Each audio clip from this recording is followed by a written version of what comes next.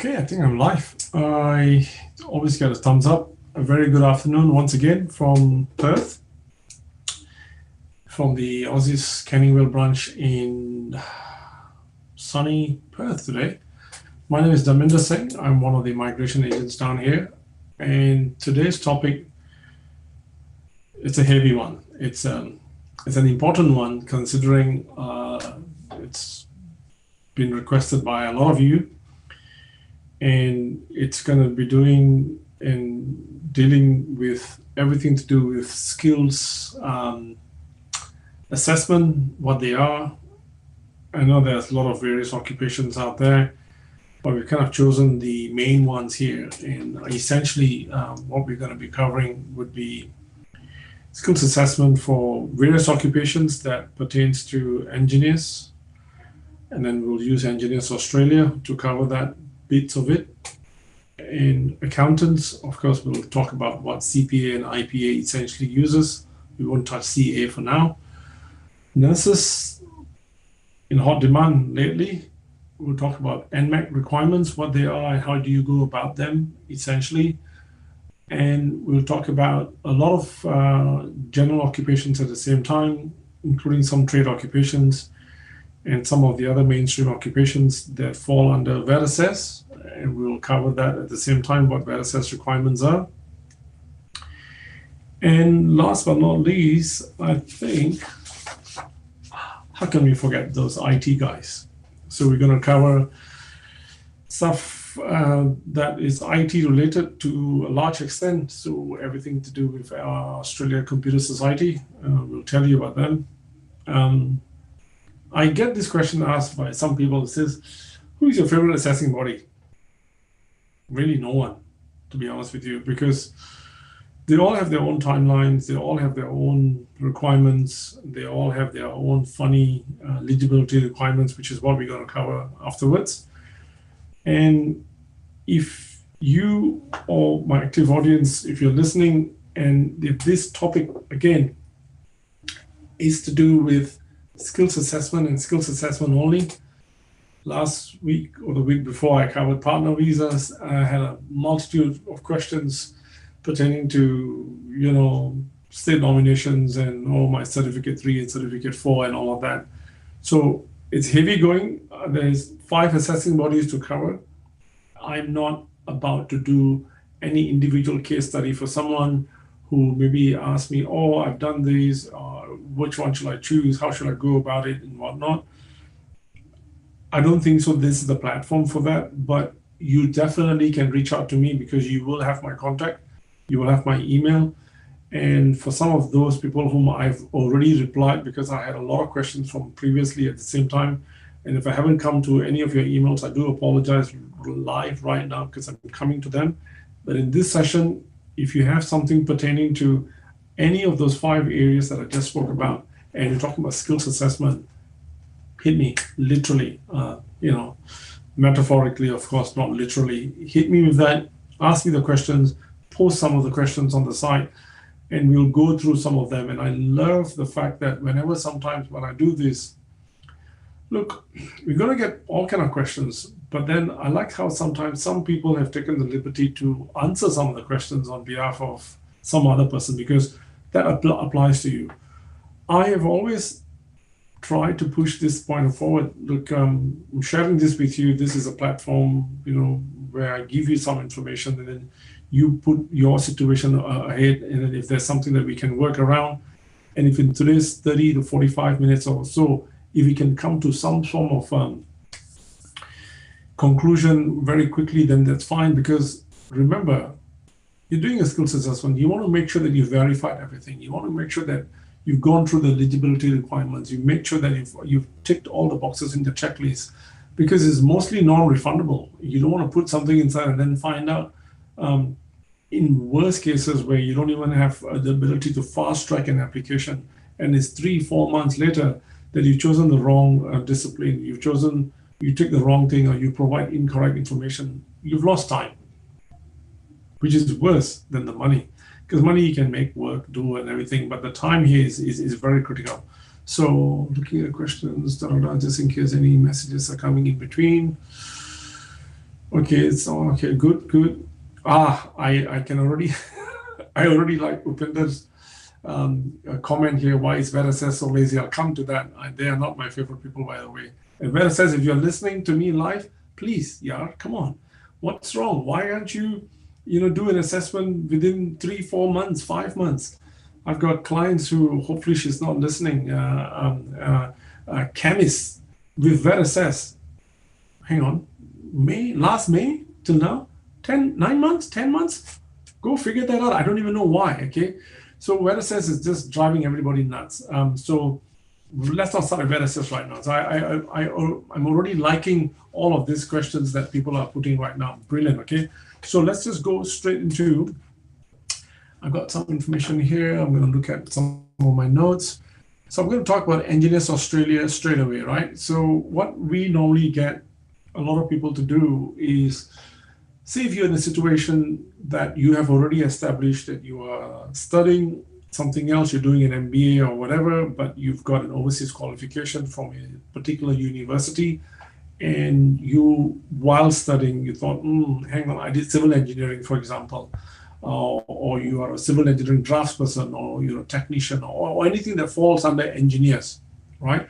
So what I want to do is, immediately you can tap into that while you're finishing your studies. You want to try to make sure that, can you get your skills assessment done first? Why not?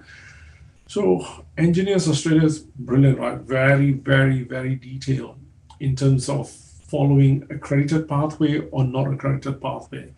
Very quickly and very loosely put, if you've studied something that is accredited, then you can get the assessment done. You don't have to worry about your CDR. The CDR is basically computer-sing demonstration report, where if you are not an accredited, if you're not under any of those accords, the Washington Accord and what have you, if you don't fall under that, then you would have to do a CDR where you do 3 career episodes based on either assignments or assessments that you've done or work related with a career summary, and then pretty much you put them together, you write them through, you apply. They don't have any fast track business of processing time within Engineers Australia, and then the seemingly thing moves on, right? So, but in order to apply, the basic information applies for most of these people, for all the assessing bodies. Obviously, copy your passport, your resume, your bachelor's degree, your completion, your transcripts. Now, you want to make that very, very clear. You want to attach both your bachelor's or master's or anything on anywhere you've done or you're currently doing, because they can use that in conjunction. All right. Now, transcripts, if it's going way back, you need to get them really sometimes from not just your course syllabus or stuff like that. That's basically, sorry, your transcripts are your results, but your unit outlines, in some cases, they might want to ask that as well, because if it's from a university that is not in any sort of accreditation with them. So just remember that, okay? Your job experience letter, please, please, please include corresponding pay slips, include employment evidence if you have any. Obviously, if you have any English competency that you already have done, so you can add that at the same time. If you've done professional year or if you've done anything else, you put that together at the same time. But if you're coming through us, we would like to have your previous EA ID, because if you already created one, then we cannot go and create another one. We have to use that. So that's pretty much to do with that. Now, Engineers Australia are pretty cool in the sense that where if you applied something with them, and if the assessor finds that, they need some more information, so they will communicate with us through that little portal that they have. So they will just say, please get this done by a certain period of time. So that's good. I like that part, because number one, within 3 to 4 weeks, usually they already come back to you and they're already giving you a heads up that if everything is good or everything is not good. And I think that's really what we want to do from an assessing body as such. And God forbid, if they find that, oops, there's something wrong, or they suspect some of your, provided information, or maybe if in one of your CDR, one of your career episodes is perhaps demonstrating too much of a familiarity, or using the word politely, falling short of, accusing you of plagiarism, then they want you to go and show further evidence to provide, this and that, the other. So that's kind of stuff that can go on. So what we do is that we come back to Engineers Australia, we write a comment on that, we get you, the client, to provide additional information, and then we attach that, and apparently that moves things on a little bit.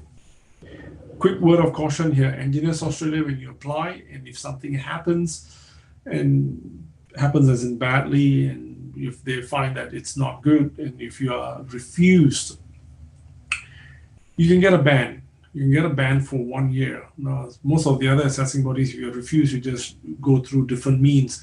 You either apply for reassessment or you review and all of that wonderful things, which you can still do. But what's worse if they've accused you of plagiarism and if things have happened for various reasons based on those grounds. A 1 year ban is pretty harsh. Fair to an extent if you've done the wrong thing, I dare say. Otherwise, then yeah, you just got to copy it, right? So just remember that Engineers Australia are very, very particular about that. I want to go on to ACS. I'll come back to some of the engineers later, but I'll just cover ACS at the same time, being very, very mindful of time and the questions I can see already popping up on the side. So ACS is obviously Australia Computer Society. They handle all kind of assessments for anything that falls under the purview of you being an IT profession. Like most assessing bodies, ACS want to be particularly aware that whatever you studied, I think 50-60% of your units that you studied, you should complement the area in which you want to get that assessment done. So for example, case in point, a good example to give here is if you have done bachelor's of computer applications, and then you're doing a master's of IT and / very generic one, and then you realize, right now, developer programmer is apparently very hot as in terms of occupation list, and you feel that that's very, very good chance of being invited for whatever your visas that you want to apply, your 190s and your 189, and you go and apply for assessment as a developer programmer, you will be refused. Because if you've only done one unit, I dare say, has happened before in a lot of my clients, so ACS will come back and says, well, you don't have the requisite experience, experience meaning the qualifications, right? So if you don't have that, they're not going to look at the assessment. Now, which leads me to the other thing what I just said. So what is one of the eligibility requirements for ACS? You've either worked 1 year here in that line of work in Australia, or if you've done a professional year after your qualifications down here, and obviously you're eligible for professional year only if you studied here. Or conversely, if you didn't want to go down professional year, which some of my clients do, they go, now professional year, I don't want to do this and that, the other. They end up either working 1 year here, or if that is even not the case, they have somehow rather worked because they've done your bachelor's overseas, post-qualification we're talking about, and they worked for 2 years before they came down here and did their master's, say, for example. So your 2 years is very, very important, right? So your 2 years of work experience, I'm just scrolling down here to read specifically here, right? So obviously your passport, your qualifications, your transcripts, your updated resume, your proof of your professional year or wherever you work. Now I want to talk about the work part.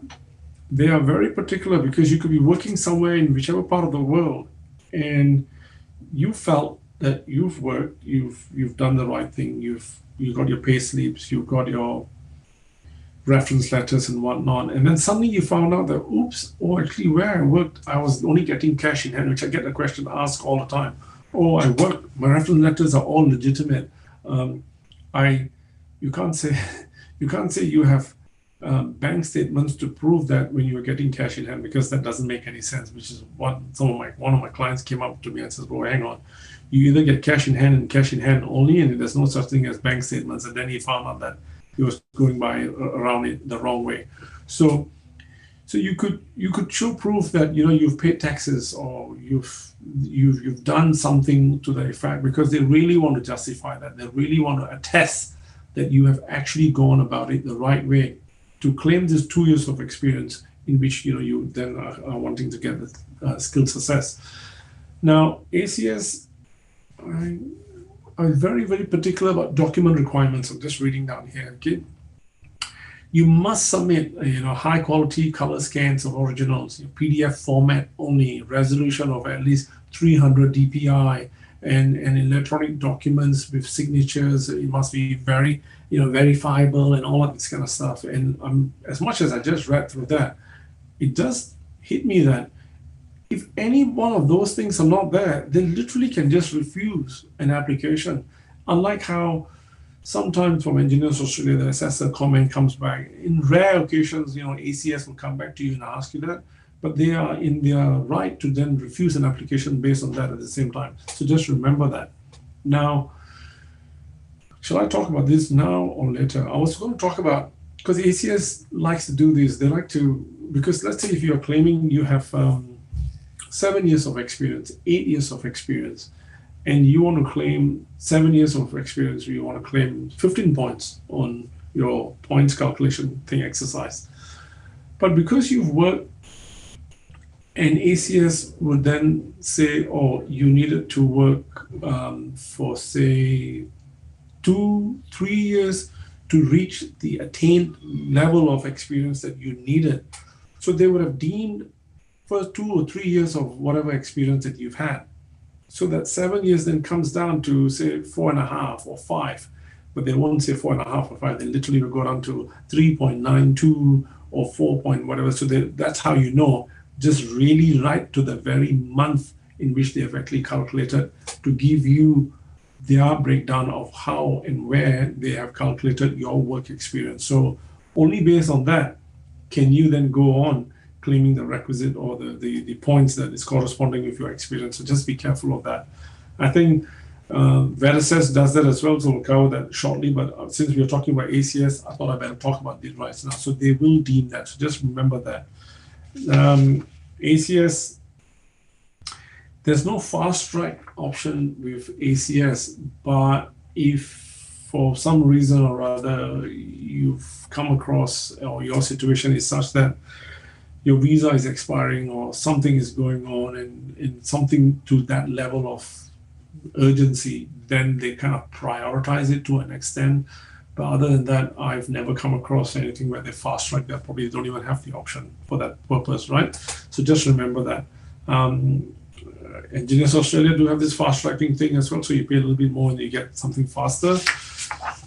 And what am I just going to come back to the dashboard? What have I got? Questions? Oh, okay, cool. So what have we got? Kieran, we got a couple of questions from Adhikari. We'll come back to that in a second. He started asking me about general stream 1 and 2, and I'm not even interested in that at this moment. I just wanted to see what sort of questions we had. Okay, cool. I'm going to jump back onto what I was covering, and I want to cover that, and I know that I've done that. So next one I want to talk about, I'll leave VETASSESS last. I want to come back on NMAC. So NMAC doesn't have any fast track kind of thing, but NMAC is very, very particular. So NMAC wants to see, they're very big on proof of identity, and they want to know who you are, where was your qualification, what sort of work experience have you got. You need to get a letter from APRA, saying that, your registration is approved and proof of identity and all that kind of stuff. Now, I was reading something here. NMAC will add your work experience of determination letter only if you have, So NMAC will add 1 year, add your work experience to the determination letter only if you have 1 year of Australian work experience or minimum of 3 years overseas. Okay. So for instance, if you've worked somewhere and you needed to get this letter of good standing and what have you, you need to have at least 6 months of that work experience already. Now, if you don't get that, clients, you know who you are and you know which countries I'm referring to, because I don't have the luxury of going into that.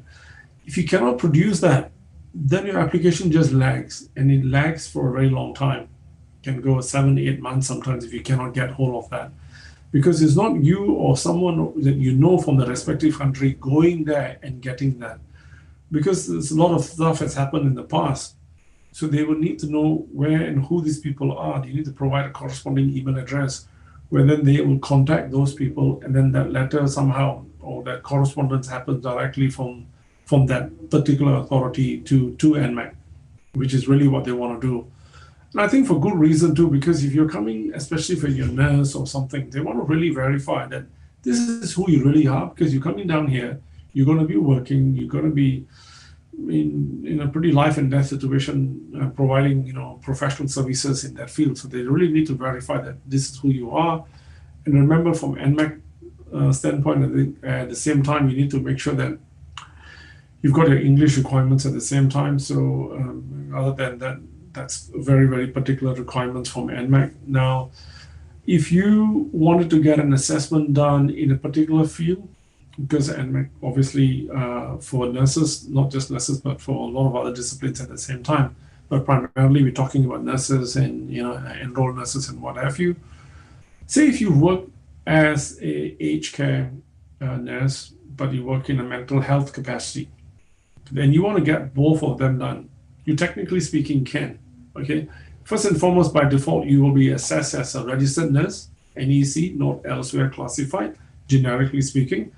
But because you then have started working more than 3 months or so in aged care, and you felt, for whatever reasons that you believe, and you feel that, I think if I get an assessment on top of a registered nurse, which is a normal registered nurse, you want to get it in aged care. And because you've been working in aged care, then we need all those proof. We need your reference letters, your duties, responsibilities, matching really what your ANSCO code says that you are an aged care nurse. And if they don't add up, doesn't matter where you work, doesn't matter how strong your reference letter is, then you're basically not going to be getting it. So they're very particular about that. And again, once again, is the example I was giving you earlier on, and this is only for nurses. You work in an aged care capacity or in a facility, but you're kind of working with mental health at the same time, because you're working with people who maybe display symptoms of dementia and what have you, that that's associated with aged people. Then you can use that as well. You can use the duties and responsibilities that of mental health, and the fact that you're working in an aged care capacity, that works at the same time. So you can get 2 assessments instead of just 1. So just be mindful of that. I haven't checked any of the questions that I've had. Perhaps in case there was, then I will come back to that. But like I said, this is what I want to use just to cover a couple of things from you. In case you had a question pertaining to the stuff that I've already covered, which is ACS, Engineers Australia, and NMAC. I'm kind of moving quite quickly into what we're going to talk about. CPA. CPA, we're talking about, of course, the accountants, the taxation accountants, the management accountants, the finance managers, and whatnot. Once again, if you don't have your 7 each academic, firstly, then you're unable to proceed with this. But if you've done your professional year, then you can use that to apply for your skills assessment. Now remember, very, very particular, if you're not an Australian graduate, it's very hard to then get an assessment as a taxation accountant, because you will not have done the taxation law component in Australia. Now, and the CPA or CPA or IPA, they've stopped doing fast track. Reasons best known to them, because probably they're getting a lot of applications, and they just can't seemingly just do everything on fast track. So they've just spread that out a little bit in terms of the processing time that they're taking. Then unfortunately, you just got to wait. Previously, I like to use IPA and get a result done in, goodness me, in some cases literally 5 to 7 days. Brilliant. Not going to comment on CPA because they have their own ways of doing things.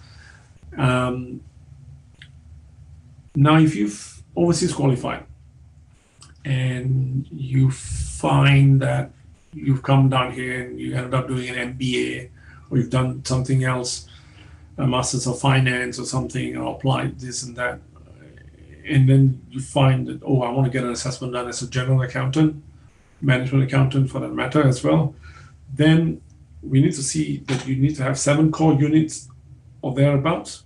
We apply for a skills assessment first. Same thing, unit outline, transcripts, where you studied and what have you. There's no CDR business with CPA or IPA at the same time. And if they find that some of the units or syllabus or your transcripts don't add up to Australian level, they will come back and they will say, oh, why don't you do a study plan, which is kind of good. From the 7 units, they will say, oh, maybe you are missing 2 units. They will tell you what it is. They will, then you, obviously the study plan is you go and do this at the requisite level. You pass that, you attain that, depending on whatever visa that you have. So I'm presuming most of you will be on your TR, on your 485, and then you can use that opportunity. You don't have to go back onto a student visa. You just take those studies at that level, finish that as fast as you can, because you don't really, again, got to go through a normal, study stream. But if you can finish that up, go back to them, present it, and then therefore you meet the requirements, and then your assessment basically is done. So some clients, unfortunately, have been in that situation where they can be from, like I said, wherever in the world.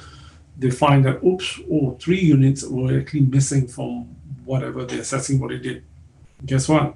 It took 9 months to complete that, finish the whole study plan, go ahead and apply the skills assessment, done. No questions asked. So CPA is all about that. So we must make sure that your syllabus from your offshore studies is intact, is in detail, because these assessing bodies, they are no nonsense. They would want to know why and how, where did this come from.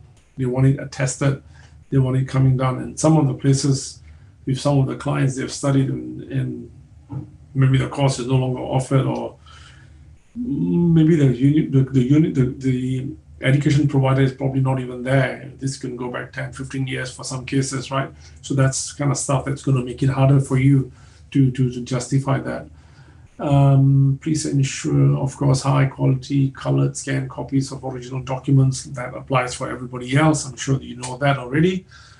Cool. We're doing 328, 329. Good timing.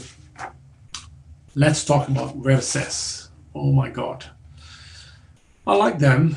They've been around for a long time. So since we've got a lot of questions earlier on, I want to talk about what are some of the things that they look at. I'm going to give you a story of a client who now it's been 10 months. Qualified, she's working, has worked previously as well overseas. She's met all the requirements. She's a chemist. Qualifications are all intact. VETASSESS have stopped doing fast tracking, and it's quite annoying because now the average time is taking at least supposedly 4 to 7 months. That's a long time to get a skills assessment. Now, imagine waiting that long, and when you find it, your time is up, and it's a negative result. You literally will kick yourself, okay?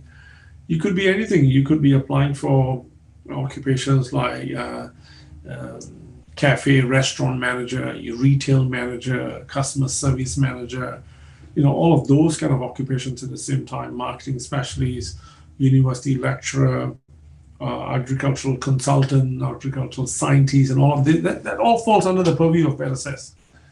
And imagine if you've not provided enough information, and especially what VETASSESS specifically needs is, before you even go down that path, majority of the time, if you've met the AQF level, if you've gone and ticked everything else to say that I meet the level in Australia correspondingly, and then VETASSESS only needs you to show post-qualification 1 year of experience, 20 hours a week within the last 5 years. Now, if you have that, there's no English requirement, business, and all that kind of stuff. I mean, it would be nice if you already have 6 each, because you still need that by default anyway. So if you got all of those things, then really the issue then, or where it falls for some of these clients, is they are unable to get proper reference letters to detail, to denote that that's where their duties, responsibilities actually lies, and matches the ANSCO code. Because what VETASSESS does immediately first up is they want to see that firstly you have a qualification that really matches the level, and that's not in question. First part, tick. Then the second part is where they find that some people fail to recognize that, oops, or for whatever reasons best known to them, because they were having blinkers on them, thinking that, oh, that's all I want to see, I don't care about anything else that's happening around me, they find that some of the duties did not even match. And if I think back, people who have done it on their own and then they come and see me, they says, oh, I want to apply for this. And I says, what were you thinking about? Because, give you a case in point, let's say if you're an agricultural consultant, which happens to a lot of people for some reason, what does it say? And they even have info sheet. You can click on the VETASSESS, opens it up, it tells you how and what do they need to see, especially your qualifications, what field of studies you need to have in order to meet the first part. And secondly, they need to see, do you really work as an agricultural consultant? Not just because you feel that you got one or two things and you've worked in that area and therefore you should just pass. They want to see things like, were you really a consultant to some, government agencies or rural bodies or farmers, which is what agricultural stuff really does. Not just, I'm just doing research-based at the same time. Research-based might not cut it, and then you got to look into the FAQs for that specific occupation to see that it doesn't cut it. So if you're a university person, you're a PhD person, and you've done some, perhaps, research evidently, and you think, oh, because that's my area of specialty, I've worked in the life sciences, I've done this, and I'm the biotechnologies and all of these wonderful occupations. But if you've not read very clearly, which I find a very nice part of what VETASSESS does, which they give you this info sheet, which is really, really good, it's very thorough. And if you tick all the boxes, I don't find any reason for any kind of refusal or any question mark or anything. After 6-7 months, can you believe it? If you've waited that long and if you don't get the result, not a fun thing. So let's just not, get ourselves that much more muddled in that. Fast track not available. I think I've already mentioned that. Just going to read something here. It says down here. Okay. So you must be very, very careful of your start date, your end date, your actual title, what were you doing, your duties, responsibilities, and people who obviously sign off, the supervisor, the name and how and where and which number they can be contacted, because VETASSESS will contact them. In most cases, they do ask for an organizational chart as well to see just where you are in the organization, who are your reporting mechanisms, and what were you really doing. Because if you're saying you're a manager of something, let's take a case in point, you're a retail manager, you're a customer service manager, you're a cafe or restaurant manager. What does he say? You're a manager. You need to be overall responsible to that entire place. Not just saying that, oh, you were working with the chefs or you were working with the frontline manager or something. You are overall responsible to the very day-to-day activity of that restaurant, because if that's what we're talking about, or if you're talking about a retail place, that's what the level is. It's a manager. You look into not only some aspects of HR or some aspects of the hiring, some aspects of the firing perhaps, but you deal with the higher level work at the same time. So depending on what occupation that you have, then we can discuss what VETASSESS in that manner. Organizational chart, I've already mentioned. Okay, so that's cool. It's not bad. 35 minutes. We'll run through a couple of things with you guys. What we're looking at, we do have some questions. Okay. So if that sort of sits in with you, then that's fine. Now I'm going to do the wonderful job of looking into how intelligent these questions has been posed. And I make apologies from right now if I find any questions that are probably not related to these 5 wonderful topics. And if they're related to something else that's not on this, then I do apologize. I won't be able to take your question.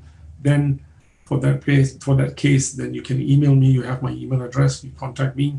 Then maybe you and I can share our grief over whatever the situation is. But if your case pertains to a situation where you're about to now finally make the all-important decision on deciding which occupation, whatever that I've covered, which discipline or what my occupation is going to be, and how do I go about this assessing body, what do I need to do, please, you got my contact. You contact me, you email me, and I'll tell you exactly what you need to do. I'll sit down with my 2 beautiful admins. We can go into whatever that we need to do to dissect, to pull together or reconstruct something that might take 3 to 5 months to probably get a result, and you don't want to stuff it up. Okay, so let's see your questions here. Okay, Brenda, I think he says hi. Okay, full high, okay, a lot of highs, that's good. Okay, why two different types of work experience do not consider in the same assessment? Don't know what you mean by that. So, two different types of work experience. So I can only imagine same assessment. If you give me an example of that, Sumit, I'll be very happy, because otherwise my imagination is going to run wild. Upinder, I've already shared that with you. Why VETASSESS is so lazy? I don't know. They are lazy, man. Like, it's not that hard, isn't it? Like, you're getting a lot of applications. You can't take 5-6 months to do a skills assessment. Seriously, especially when you're paying good top dollar at the same time. VETASSESS, if you're listening, come on, yeah, spare some grief to these people. Okay, Sumit then goes on to explain VETASSESS or any other authority. They have time frame and it can't be less than it's already fixed. VETASSESS or any other authority, okay. Or they have a time frame and it can't be less than it's already fixed by authority. So I'm assuming, Sumit, you're talking about what Upinder would have said earlier on, as in the time frame taken to do an assessment, if that's what you're saying. Now, if it goes beyond the normal processing time, then you are in your right frame of mind to go and ask them why, how, what, where. Please explain in a very polite way, passive aggressive way. And if you get an answer, brilliant, right? If that's your question. Why is VETASSESS not accepting self-declaration for employment? Okay, that's an interesting question, pops up quite often, right? So you go and read the FAQs about that. They've explained why, and in some cases, if the nature of what you did perhaps points to that. So read that very carefully. Now, I came across that before, so it's a bit of a fine line. They can, it's not like the blanket do not accept that, but it's just going to read how do you meet the requirements, okay? Charles Chola, pretty cool. What are the requirements for VETASSESS or TRA, and how long does it take to be issued regarding general fitters? Okay, cool. I was reading to the very end thinking what occupation, and then it's fitters. Now, depending on where you are and where you've been qualified. Now, if you're a fitter from overseas, you might want to be very, very careful. You want to read through both of their requirements at the same time. They can be issued because you might be required to do a personal, what do you call that? You might be able to do a practical exam at the same time as well as a theory. And what's the other question? How long does it take to be issued? If your documentation is sound, you shouldn't worry. But like I said, they don't fast track any applications anymore. I am hoping and guessing anything from 3 to 5 months is how long they will take, Charles. But if you're asking about specific requirements for that, then I don't have the time to go into open up the thing, which the information is down there, where you think about specifically when you choose for those assessing body that you just spoken about, based on choosing the occupation, then they will tell you where and who is eligible, what the document, everything is in there literally, and that's the information that you're asking me, which, I mean, I don't want to click there and open that right now, is actually in there. Charles, if it applies to you and you want to go down that path, and if you're not very certain or you want a little bit more information, happy to email me and I can tell you what to do with that, okay? Kumar or Kiran Kumar, what would be the approximate amount for EA amount in job assessment? Approximate amount, I'm thinking you're asking for their fees. The Engineers Australia, from memory, charges $550, $560 or thereabouts. I let that part be worried by my admins. I don't quite know the exact figure.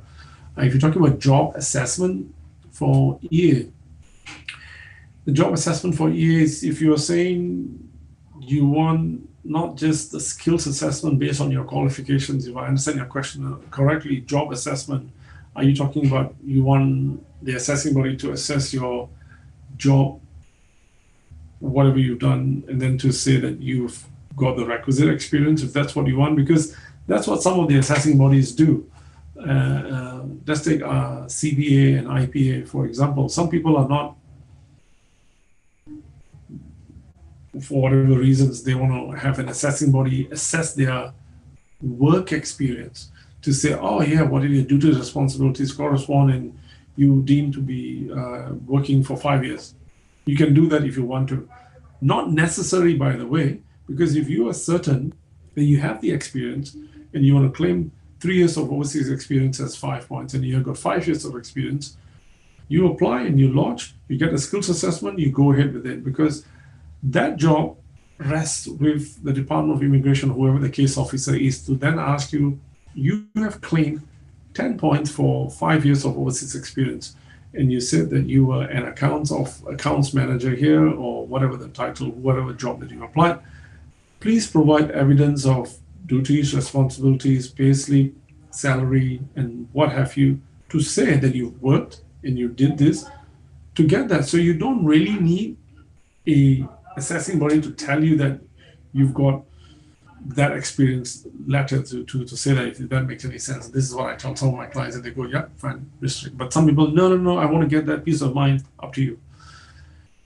Shanika, okay. Is it difficult to apply for VETASSESS skills assessment priority processing? Of course, that's exactly what we'll be talking about, Shanika.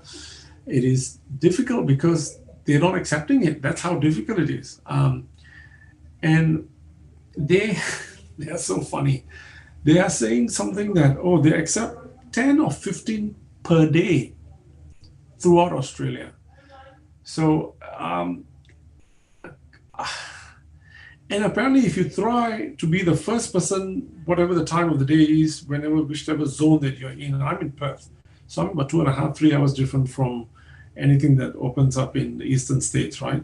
So I would have to try, and I did this for a client, I have to get up at 5 o'clock my time to try to be the first person to perhaps put my application in and be allowed to go through this priority processing. I'm like, I've lost 2 nights of good sleep. I could have watched football all the time, but anyway, that's another story. So then I couldn't get through because every time I logged in, it's been snapped up. So you can't really go there. I explained to my client understood, says, okay, too bad, leave it and apply through the normal pace. Adhikari, Ananda, hello sir, what is the difference between the general stream 1 and 2 for 119 WA? What are the requirements? Plenty of requirements. Difference between 1 and 2 is 1 is 1, the other one is 2. I'm joking, right? Because I'm not going to take this question. You know that, Adhikari, but there is a lot of difference, right? Because, yeah, see, that's a loaded question, and I'm sure if you ask me that question, you want me to be a little bit more detailed. Email me that. I'm happy to answer that question, but I don't want to use it in this forum. I hope you understand that. Not being rude, right? Just being polite here. Lee, you've asked a question. What are the chances of Queensland? Now, here we go. 190, 85 points. Not even going to answer that question until I come through the rest of them. Lee and Adhikari, I hope you understand what I'm saying, so you can email me separately, perhaps, if you really want to. All I can say about state nomination in WA for that moment is they were supposed to invite last month. They made an announcement. They said, oops, we're not doing it. We're going to bring that forward. So January, there was no invitation round. They are going to invite beginning of first week of each month. So I suspect tomorrow at 4:27 p.m., like they're notorious to do this on Fridays, we might get an invitation round for February, sorry. Okay, move on to Shanika. VETASSESS only checking for 5 years. If I need to get 10 years working assessment, took only last 5 years of working. So I suppose you're trying to say that they deem your work experience, because I think that's probably what you're trying to say, because you feel that you've got 10 years of experience, you've applied, they've looked at everything else and they go, oh, okay, but we only recognize 5. And that's what exactly I was explaining earlier on, Chanika. So when they deem that, they have said that you have used 3 or 4 or 5 years of experience that was necessary for you to work at a level in which you needed to work to get to the experience that you need. So therefore, my explanation is or my understanding is that that's how they deem that experience or the time that you've worked. So you don't end up getting 10, you end up getting 5. So you've got to be very, very mindful of that. So be very careful when you have the assessment, they have deemed that. You just don't go about claiming whatever points that you want to in that sense, because you might get into trouble. Shanika has asked the next question. Good question, by the way. I'm happy with the questions that you guys have asked. Shanika has asked, what if I cannot provide an employment letter for service? What do you think is going to happen? What do you think is going to happen if you bought an airline ticket,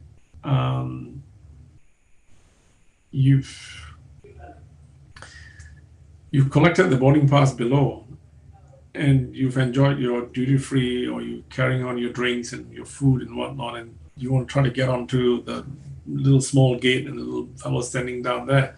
If you don't have your boarding pass, you're not going to be allowed in, isn't it? So the same way, if you cannot get your employment letter for service, how are they going to say you are saying where you worked or what you did or what were your duties, responsibilities? Employment or service is a pretty key document down here, though, because without that, how is anyone going to verify that? And I think in some very rare circumstances, I don't even think a statutory declaration can be sufficient. You can't even say, I swear that I work here, do this, I declare. Don't think that that's going to fly. So it's going to be a very tough one. Sometimes some people get ex-employees who manage to work and who can show that they worked, and then that's a long, convoluted way, but let's just not go down there. Husnain is asking me, when will the next round of 189, any idea? They were very excited in August onwards. They were like, wow, we need people. They were just not inviting quarterly, they were inviting monthly. Suddenly it's just all gone all quiet. So just watch the space. You might go back to quarterly or might go back every 3 months. I don't know. So can't really comment on that. Okay, somebody has replied, you need to increase the points to appear in the eligibility list. Okay, I suppose that's what maybe that was all about. AJ Garcia, how long does it take before you receive results from ACS, NMAC, and CPA? All have completely different processing times, AJ.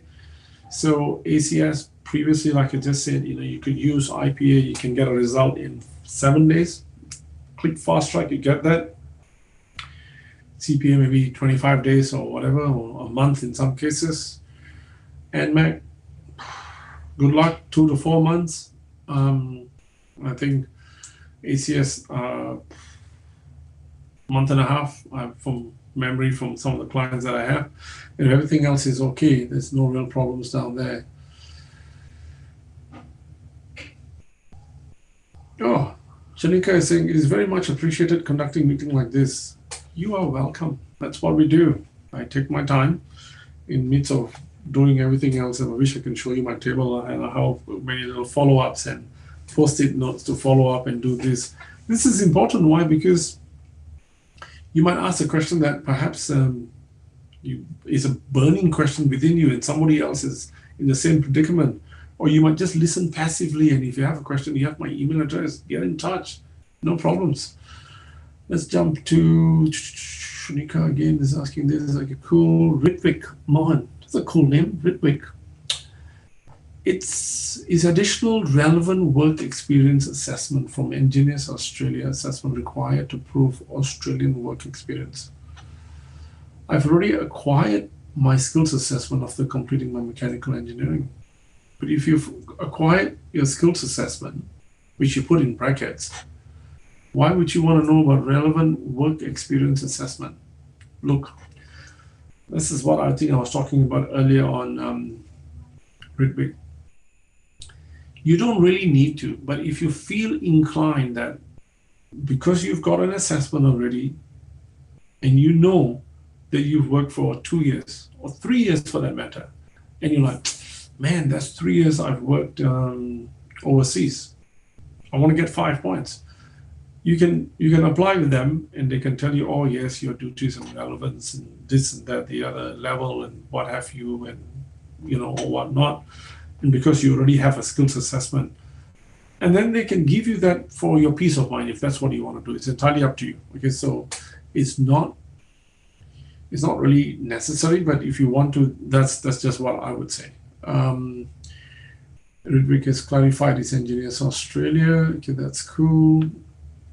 I don't think so. I've got any more questions. I've got 8 minutes left, but AJ, you're welcome.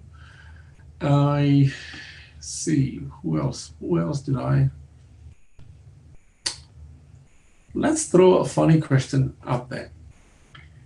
Why? Oh, hang on. Somebody did ask. Okay, somebody is Adhikari did ask a question about 190 and okay, WA. For those who are still tuning in, I don't know how many of you are still listening. In the next 30 seconds, 1 minute, who can tell me? I'm going to throw this question out there, right? And whoever does this gets a free consultation with me. Probably I'll do the skills assessment for free. Did I just say for free? Okay, here we go, right? What is the question's going to be? So who can tell me how many people have been invited for 190 and 491 in WA in this financial year? Who can answer this question in the next 30 seconds? Counting now. Live. Challenge thrown on you. 23 seconds left. Who can answer that? Who is remotely interested to get a free skills assessment and free consultation? Who can tell me how many people have been invited in WA for 190 and 491 so far? When you know the answer to the fact that they probably have a quota of about 8,000 is the quota. Suk is having a go at it. Mr. Sekhon is having a go at 5,000. Incorrect. Do I hear more? Do I hear definitely not less? Do I hear more? No one? Okay, 1 minute is up, but I want to just see how this question flies. Suk was very game. So they've got a quota about 5849. Okay, now everybody is just jumping. Okay, 50,000. Okay, cool. Kirtan is going for 7,000. Chanika, how can it be 500? Chanika, no way. So I understand this. The things that people do when they have to guess for free consultation and free skills assessment. Listen up, okay? They have a quota of about 8,000 for 190 and 491, right? So we are in the month of, today is the 9th, a very auspicious day. Today, so what? We've got about 5 more months left. How many have they invited? Shanika, now you're making pretty decent guesses. Pretty good. 8,000? No. Higher, definitely. Definitely not 50,000. Ooh, Nitika. Oh, Nitika is getting very, very close. 16. Okay, although the time is up. Okay, although the time is really, really up. Shanika is going. I love this. All right. I can tell you one thing. It's not less than 17,000. None of you guessed it, okay? None of you guessed it, but very, very close. The reason for me asking this is not so much so that you're going to score some freebie or something like that, but it's to make you start, it's to get you to think about one thing. If there is a quota of about 8,000, how is it that they've invited more than 17,000? Go figure that out. Just go figure that out. How? Why do you think that's happened? So some people have been invited for 491. Some people who are on a graduate occupation list suddenly have been invited under Schedule 2, and they're like, oops, why am I getting invited on Schedule 2? Some of them have been double invitations. So they all come under an invitation, isn't it? So the state nomination team haven't been doing the best job, I must say, right? In the context of how, not they personally, but just how Skill Select has been able to pick up this invitation. So that's what has caused this confusion. So it's still not too late.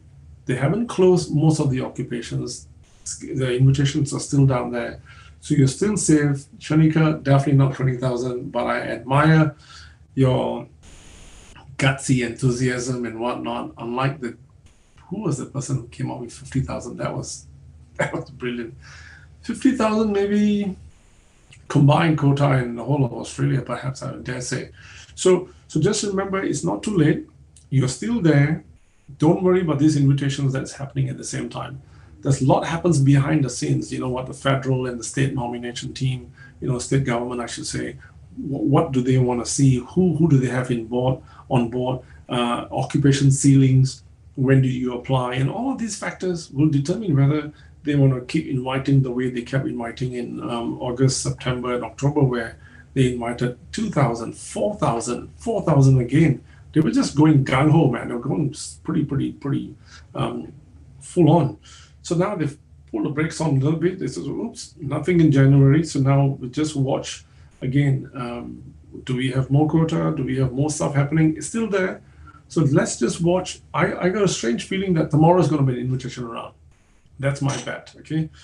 So you heard it from me. I believe there is going to be an invitation round tomorrow. So I'm pretty confident about that.